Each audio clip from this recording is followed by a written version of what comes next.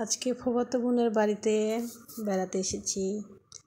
ফুফাতো বোনের বাড়িওয়ালার ছাদে দেখলাম অনেক সুন্দর সুন্দর গাছ লাগাইছে, তাই একটু ভিডিও করে আপনাদের সাথে শেয়ার করছি। এই যে দেখছি বড় বড় লাল লাল আম, এগুলো আমার গাছ ছাদে নাই, ওই আমের নাম আমি জানি না। এখানে দেখলাম যে বেদানা গাছ, ডালিমও ধরে আছে অনেকগুলো, থোকায় থোকায় ডালিম ধরেছে। আমার মতো উনিও অনেক গাছগাছালি লাগায়।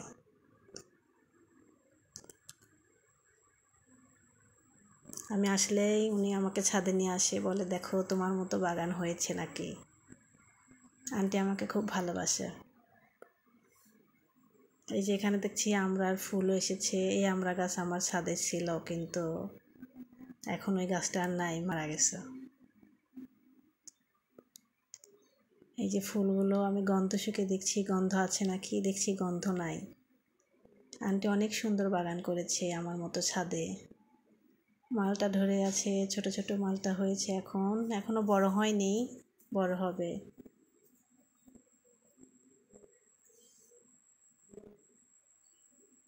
আমার তো ছাদ বাগান দেখলেই খুব ভালো লাগে, তাই আমি যেখানেই যাই ভিডিও করে ফেলি। সর্ষে রোদ দিয়েছে ছাদে। এই ফুলটার নামও আমি জানি না।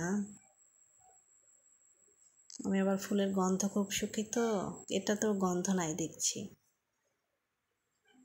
অনেক গাছই লাগিয়েছে আমার মতো ছাদে। এখন অনেক লোকই ছাদে বাগান করে থাকে আমার মতো। আসলে ভালো লাগে, বিকালে মনোরম পরিবেশে ছাদে আসতে ভালো লাগে। জবা ফুল গাছ লাগিয়েছে। এই যে রঙ্গন ফুল দেখি যে ফুটে আছে, মধু। ছোটকালে এগুলো ফুল ছিঁড়ে ছিঁড়ে মধু মধু বলে চুষে চুষে দেখতাম। এখন তো বড় হয়ে গেছি। রঙ্গন ফুলও বেশ অনেক ফুটে আছে দেখছি।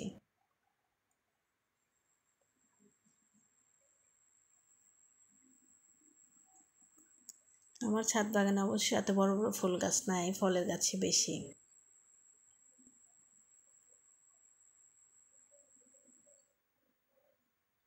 গরমে তো রঙ্গন ফুল অনেক ফুটে থাকে।